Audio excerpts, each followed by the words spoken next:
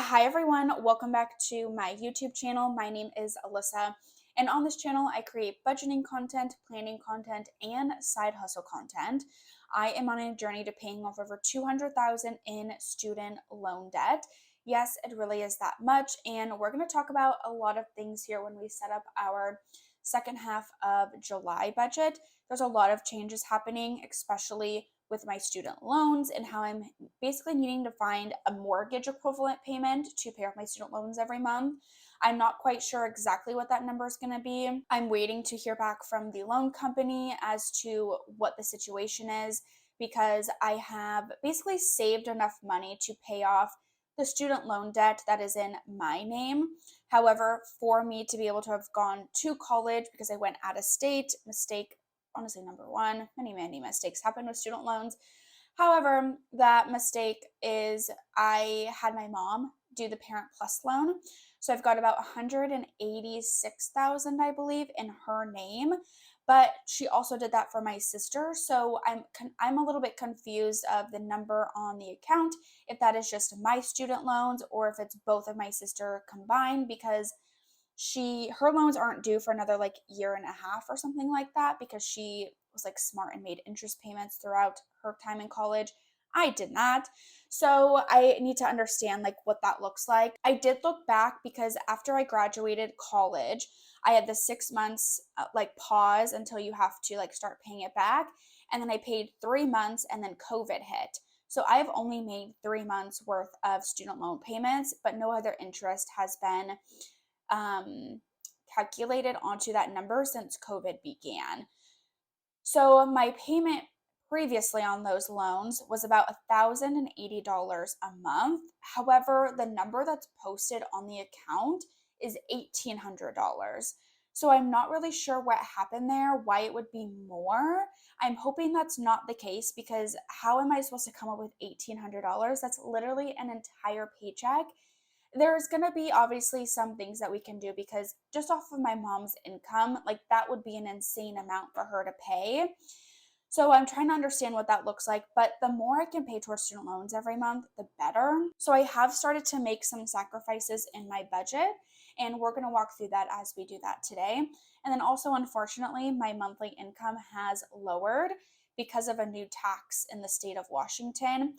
I believe it's called the Long-Term Care Act or long term, like some basically the tax is if you are to, grow old of age and you need to be put in, not need to be put in housing, but you need extra assistance for like living or you need long term care, that will provide you a benefit.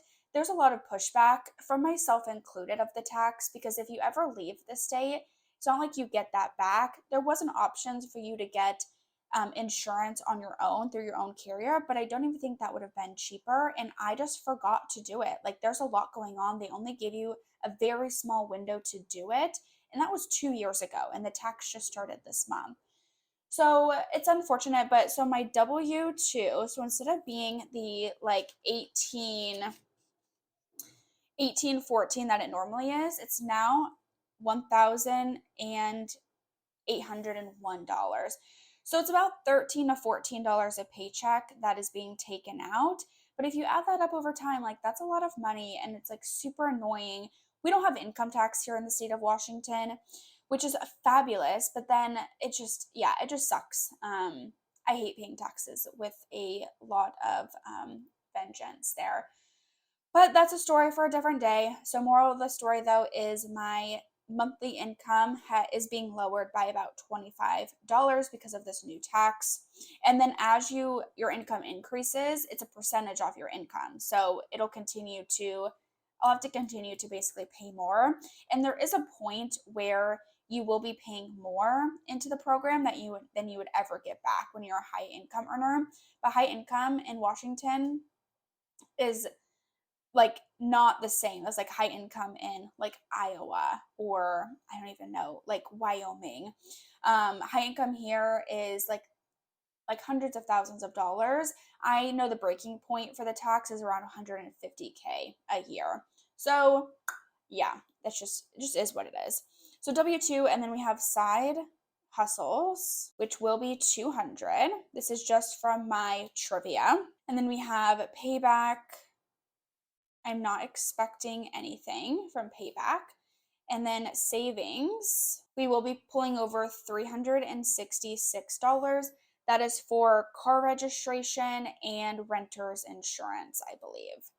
So if we add that all up, we've got 1801 plus 200 plus 366 gives us $2,367. Moving down to fixed expenses, we of course have rent. Oops, and I didn't write 7/15 through 7/31. So rent, which will be due on the 15th, will be $400 budgeted. We have utilities, our normal heavy hitters. So we've got 50 for utilities. And then Spotify, which is due on the 16th, will be 10. And then student loan. So I've kind of been increasing this as we've gone on. If we go back and look at June's budget, I was budgeting $125 per paycheck. So it was $250 a month. I ended up removing my Merrill expenses for the first half of July. So I put $250 towards my student loan. And then this 2 weeks, so we'll do the 15th, I'm going to put $300 towards my student loan. And this is totally doable right now. So obviously 300 would be 300 each paycheck would be 600 every month. And then if I subtract, I'm just going to say it was like 1,100 of a payment, I have to come up with about $500 more every month, which I feel like is a little bit more manageable than when you look at the total $1,100 payment. So we're just going to keep increasing this number as we get closer and closer to that first payment date, which is October 22nd. And then we have Peacock, which is due on the 21st, and that is $5. We have LA Fitness, which is due on the 24th, that's $50.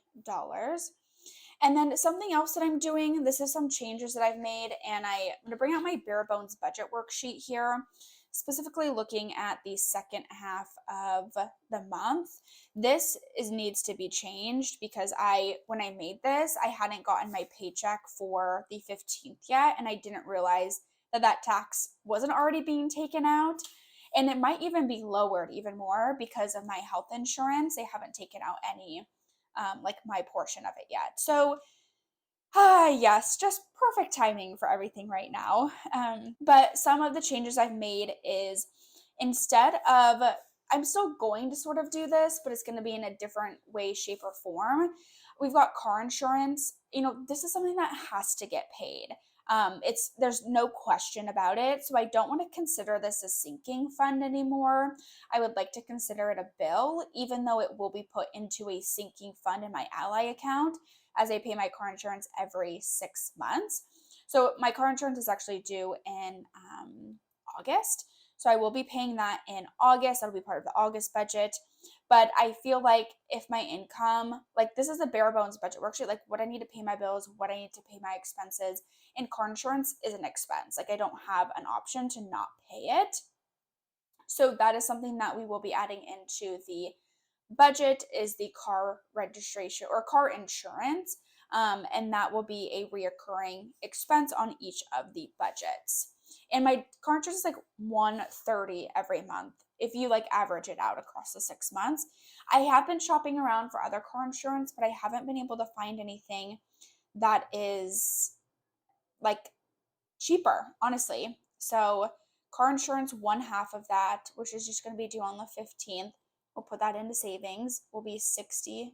I think I wrote 65 on the budget, but my mock-up I did 62. So we'll stick with 62 for right now. Boxing gym. So this is half of the boxing gym. Also, we're saving on the 15th is $93. This is something that's very likely going to go if we come back to the bare bones budget worksheet. I talked about this a little bit in the setup of July's budget, but all the red are things that I could hypothetically decrease from my budget, which would give me an extra $343 every month, which if we just did that calculation, the 1,100 minus 600 means we have to find an extra $500 a month. If I subtract the minus 343, I would only need to come up with an extra 157 a month, which I think is way more doable. So I might just decrease my membership at the boxing gym. The thing that's really hard is I love the classes. Like, I love going to them. They're so beneficial for me. So I either need to come up with a way to make extra money to pay the boxing gym, or I need to remove it from my budget. And then the acorns, I would like to be able to continue contributing $80 a month because 20, 30 years from now, that's going to be a significant amount. And then I can obviously reduce my Peacock and LA Fitness, which is gym membership. Peacock's the streaming service. And then life insurance could be something I reduce.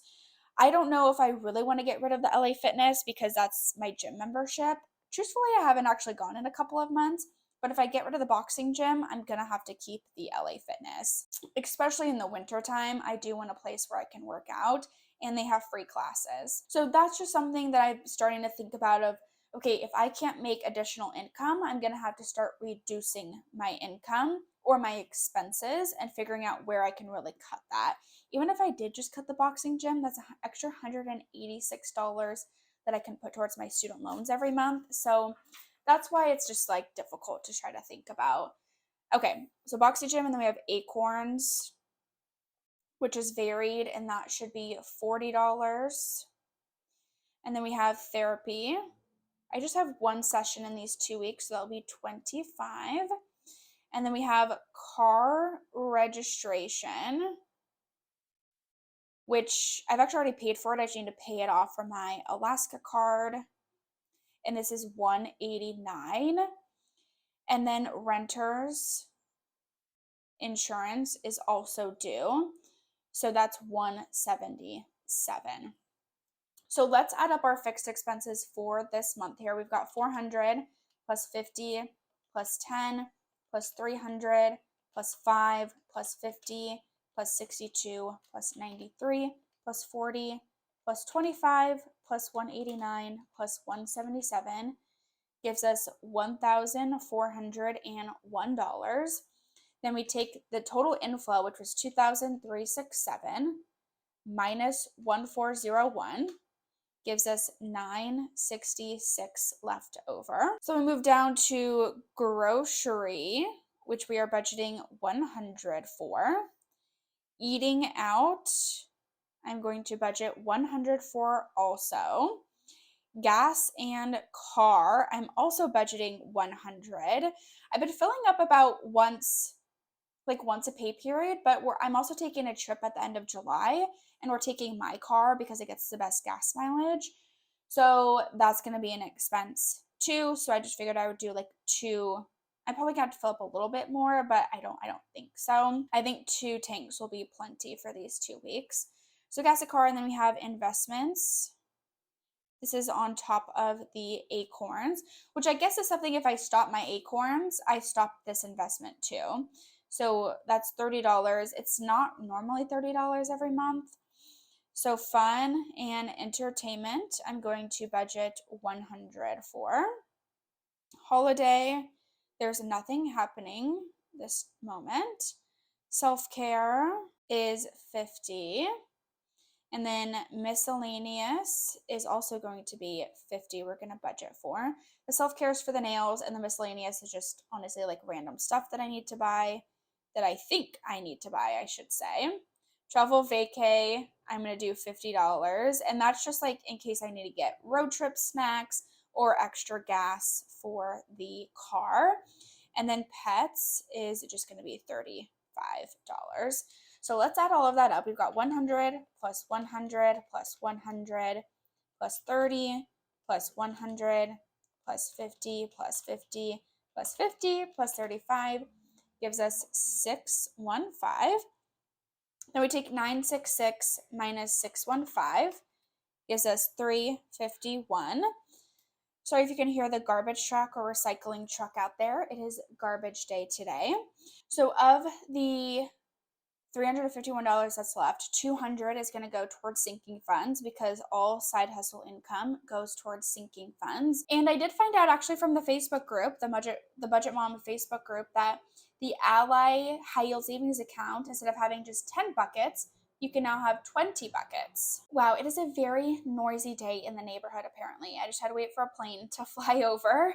But as I was saying, the Ally high yield savings account is, you can now have 20 buckets instead of 10. And something that I've been wishing that I could have is a deductibles bucket, like deductible for car insurance, for renter's insurance, versus looping that all into my car like a maintenance fund. So I did start that bucket. We have a deductible, hopefully I spelled that right, deductibles, which is $50 I'm putting into. I need to go look at my renter's insurance and my car insurance to understand what the goal will be for the deductibles. I think it's going to be like 2,000, but 50 bucks is a great start. And that's for pets. Is that for pets? No, I have a separate pets seeking fund that is $1,000 that's in there right now, and $250 of that is for a deductible, and then the rest for any expenses that the insurance doesn't cover. Okay, so we've got the deductibles. We've got 2023 vacay, which we're putting $50 into. Then we have 2024 vacay, which we're putting $35 into. And then future fun, we're putting 65. So that does add up to 200, but just to be sure, 50 plus 50 plus 35 plus 65, 200, giving us 151 left over. 351, I always have to double check. Okay, so going down towards debt here. So we have Alaska Airlines credit card. We're going to put 100 towards, and Discover CC, we're going to put 51 towards. So 151 should leave us with $0 left over at the end of the month. So that is the second half of July's budget setup video. I'm crossing my fingers I can stick to this. I am going on a trip at the end of July, and for some reason I just like throw my budget out the window, throw everything and just like swipe, swipe, swipe. So I'm trying to be a little bit more conscious of that. Let me know what your guys' thoughts are on this budget and what your hopes are for your budget for July. Make sure you give the video a thumbs up. It's free and it helps out my channel. And make sure you subscribe because that's also free. Thank you so much for watching, and I'll see you in my next one real soon. Bye, everyone.